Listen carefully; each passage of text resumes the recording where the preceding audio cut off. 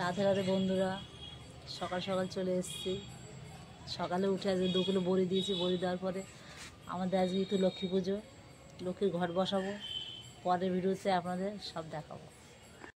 এই পুজোর গাছগুলো আমি ঘটের মধ্যে বসাবো, বসিয়ে তারপর ঘটকে জল দেবো। জল দেওয়ার পরে এই পুজো শুরু করবো। প্রতি রবিবার আমাদের এই পুজো হবে, ঘট পুজো।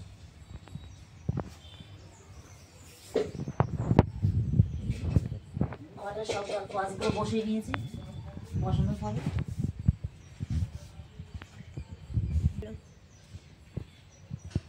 গাছগুলো সব ঘটে বসানো হয়ে গেছে। বসানোর পরে আমরা এখন পুজোয় বসবো।